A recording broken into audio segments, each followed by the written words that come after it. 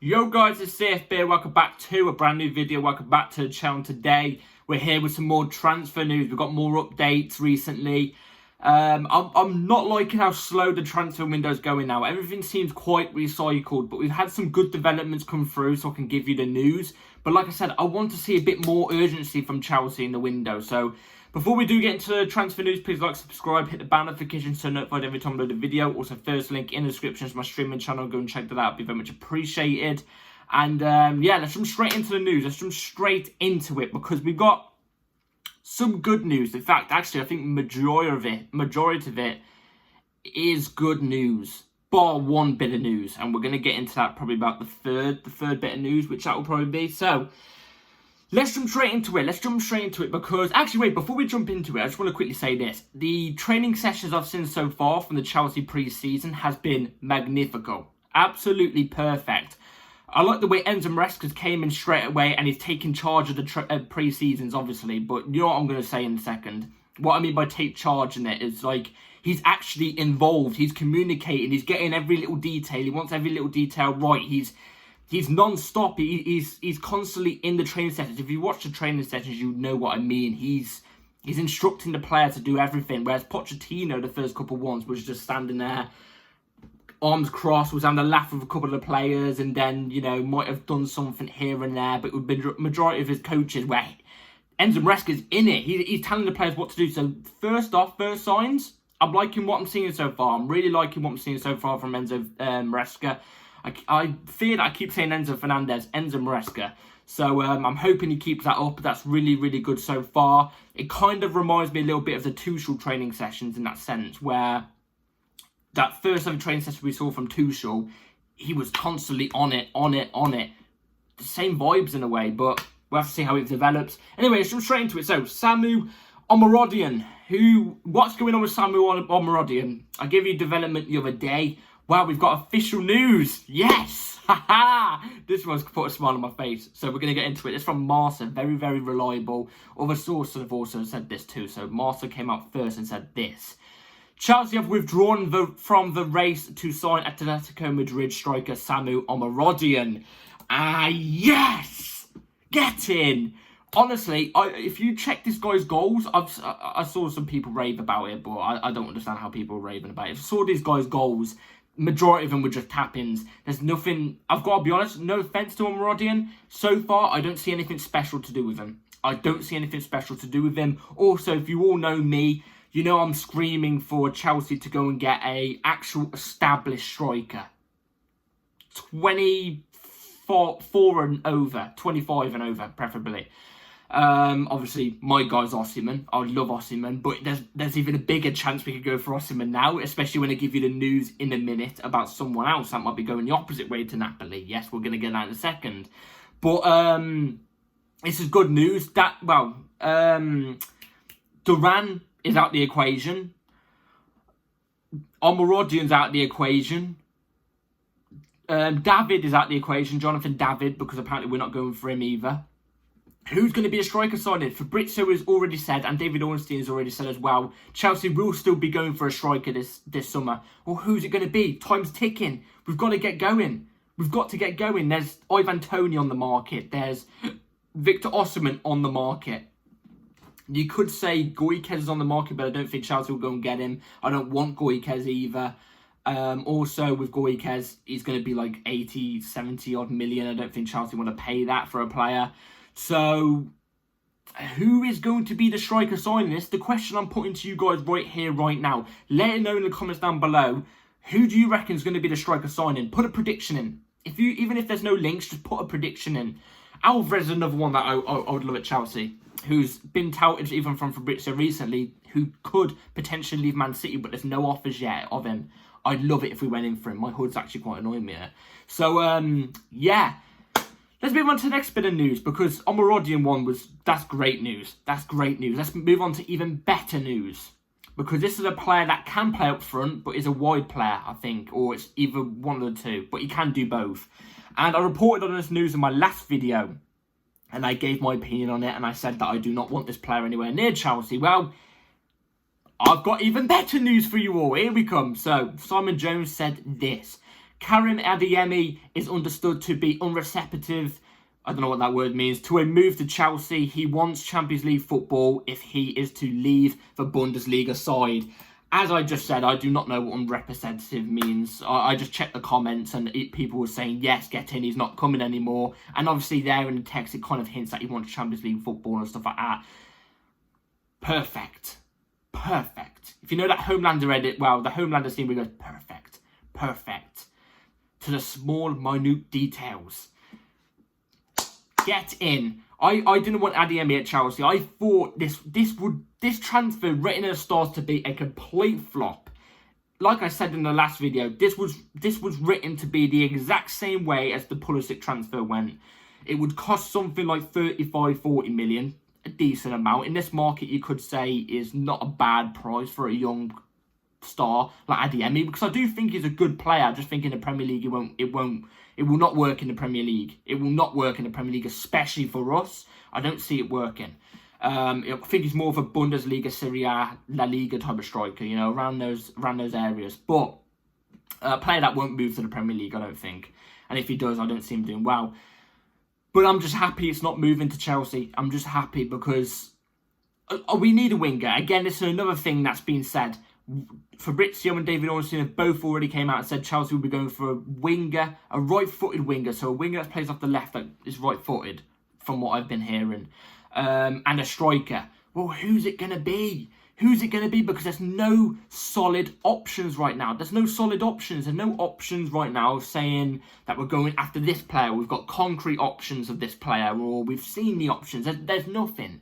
So my worry is I just don't want us to panic buy. That's my worry. It's hay fever at the back of my throat is killing. I don't want us to panic buy a winger. I don't want us to panic buy a striker and get another young, inexperienced winger and striker and they turn out to be massive flops.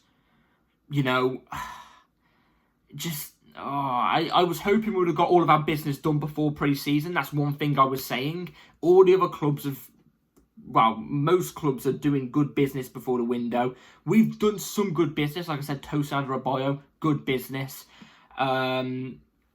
Some of the others are good business. My brain's not taken enough to even think about who is signed. Drewsbury Hall is another one. But striker's a main position. We need that sorted and done now. Winger, you could say, is 2. We need an outgoing if we're going to bring in a left winger. We need another outgoing because I think we're going to play a 4-3-3. So we need another outgoing. Who's it going to be? Sterling or Mudryk? Which one? There's still a lot of business to go in this transfer window for us, in my eyes. So, speaking about wingers, let's get onto this bit of news. So, I wouldn't be against this. So, this came out today. Chelsea are also understood to be keen on Wolves' Portuguese winger Pedro Neto. I wouldn't be against this. I was going to say I'll be against this. No, I'm not against this at all. I like Pedro Neto. I think he'd cost a reasonable price as well. I think he'd cost like 40-45 million, which I think is a fair valuation for a player of his standard. A player that has got Premier League proven. I think did he get the most assists last season in the Premier League? I'm not too sure. But he's a very, very good winger, very threatening, good at his 1v1s. My only concern about Pedro Neto is, yes, we'd pay like 40-45 million for him, but how many games is he going to play for us because he's injury prone? This guy's injury prone. This isn't just coming to Chelsea and he's going to be injured. No, if you check his injury record, this guy's actually injury prone. Like, heavily. Can we afford to buy another injury prone player? This is my thing. Like, I didn't report on this the other day because I only saw it today, surprisingly. I don't know how I only saw it today.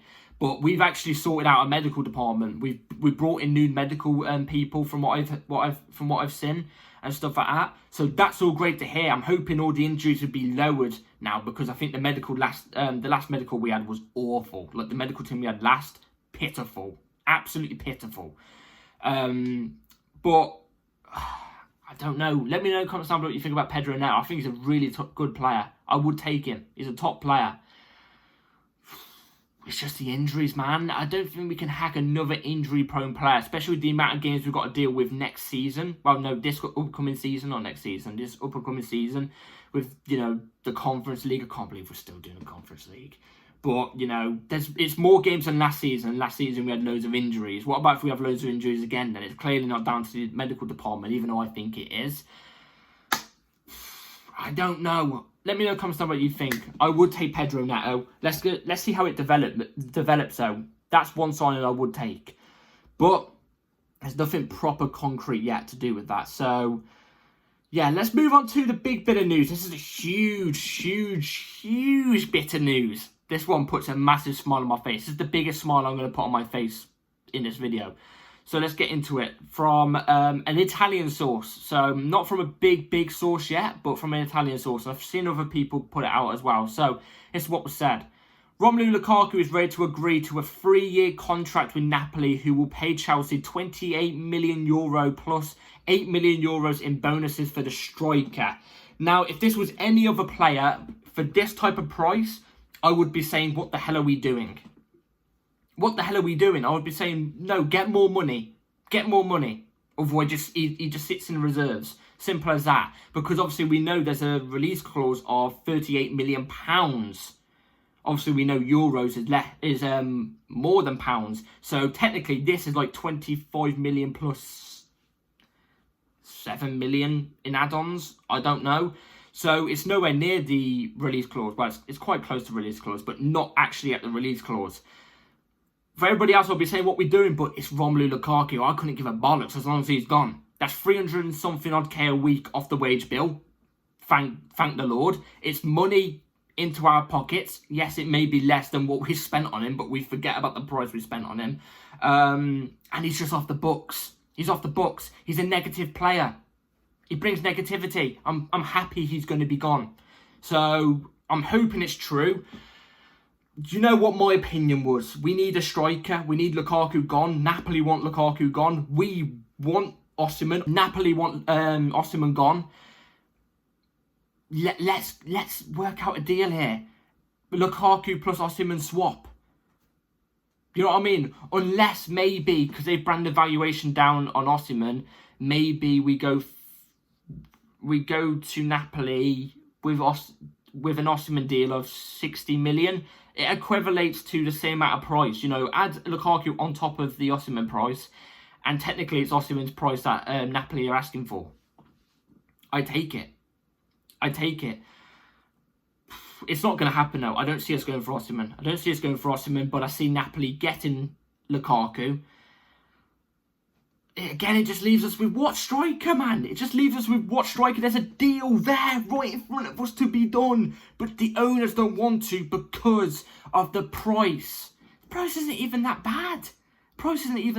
Yet we're still going to make sales. So we're going to be fine. It's just...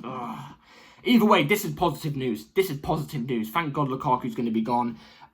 Good riddance. Let's see how that develops, because that source could be, take that source with a pinch of salt, because that source might not be 100%. So let's take it with a pinch of salt first. I'm hoping it's 100% true, because that would be nice. Anyway, let's move on to two Chelsea players that could potentially be leaving. One on loan, one fully. Now let's get on to the one that could be leaving fully. It's a young player. So here it is from Fabrizio Romano today. David Datro Fofana is likely to leave Chelsea. Many clubs are showing interest. I'm going to keep this short and sweet. I will be very, very sad if Datro leaves. I like Datro. I think he's a good player. I think he shows good potential. You look at him when he came to the Premier League on loan to Burnley. When he went to Burnley. And that one goal that he scored from long distance where he shimmied past one player in a tight space. Lovely. And then smashed it from long distance. Shows confidence. We've seen the 2 times that he made an appearance. The first 45 minutes against Southampton under Graham Potter, and then he got hacked off at half-time. He was positive in that game. Don't know why he got taken off. And then he made an appearance against Fulham where he nearly scored, went around the keeper and nearly scored. He was positive in that performance. Everything I've seen from Datro so far has been positive. I don't understand why we're not giving him a chance. Maybe give him pre-season. Who knows? He might light up the world in pre-season. You never know. I don't think... Even in 4 years' time, let's just say he stays at Chelsea, just goes on loan for the next 4 years, but he comes into the squad. I don't see him being an ST in the Premier League. I see him being more of a inside forward, out wide. You know, that type of Salah role. I see him being like that and very effective in that role. But I've got a feeling we are going to sell him. If Fabrizio's coming out and saying he's likely to leave as well, I've got a feeling he's going to leave. And I think it won't be a massive regret. It won't be a massive regret. Like do I say Lewis Hall? Maybe different positions at different times, you know what I'm trying to say. But I do think Datro will become a good player. That's what I'm trying to say. So it would be a bit sad to see him go. Depends how much we get for him. If we get like 30 million for him, then okay, maybe that's a good deal. But I'll have to wait and see. Anyway, let's go on to last bit of news from David Ornstein from The Athletic. So, 3 Premier League clubs are interested in getting Ugochukwu on loan next season, with Chelsea preferring to send him on loan in the league rather than abroad. So it seems like from what I've read there, it seems like most teams that are interested in Ugochukwu on loan are abroad, whereas we want Premier League loan for him. Now, look, I don't rate Ugochukwu highly. That's just me personally. I don't think he's going to be massive for Chelsea. And he's got a bit of an injury record as well. If we was to sell him, I wouldn't really bat an eyelid. I'd be fine with it, no matter the price. But if we was to send him on loan as well, I'm not against it in that sense, because who knows? He could just develop and he could turn up into a beast. He could become a beast. But this is my thing. What's going on with the squad planning? Because if we are playing a 4-3-3 like it's rumoured to be, well, in that DM position, you got Lavia, and then who else? Who's going to back him up? Ugochukwu is a natural DM. So what are we gonna? If we let Ugochukwu go, are we going to be bringing in a DM? Or are we just letting Lavia play the whole season with risk that he could get injured? Who knows? Last season could have been a blip where he just got injured because of Pochettino's not system, because he never had a system, training sessions, and it could have also played a part with the medical team too. Who knows? This season he could be not injury prone, because I don't think he is injury prone. We saw at Southampton that first season he's not injury prone. But he might pick up injuries here and there. He might have 2 injuries where he's out for 2 weeks for both injuries, which is normal. That happens in football sometimes with players. They get 1 or 2 injuries a season. Even Gallagher got injured last season, but only for a little partial amount of time. We know he's not injury prone. But then who's backing him up? Like, I don't understand the squad planning. I do not understand the squad planning. Unless we're buying a DM, then I'm kind of against this, because at least Ugochukwu offers something. You know what I mean? He's good at shutting down a game, in a way. Not against a big team, but against the smaller teams. He's good at shutting down games. So, I've seen us in links with no DMs. Maybe we get a DM on loan, like a Zakaria again. I don't know. I like Zakaria personally. But, yeah. Anyway, we have to see how everything develops. Let me know in the comments down below what you think about all the news, everything. Let me know in the comments down below on more layers. I'd love to hear. We have to see how all these develop. And yeah, it's all positive news by that Datro one. That Datro one was the bit of a dumber down one. Do you know what I'm trying to say? So yeah, take care everybody. Like and subscribe. Hit the bell notification so notified every time I load a video, because videos come literally anytime. And like I said, I've set you all a goal. I don't believe you can all do it. So prove me wrong. 200 subscribers before the start of this upcoming season. So that's my task for you guys. Let's see if you can hit it. Like, subscribe, everybody. Take care all. Good rest of your day. Peace.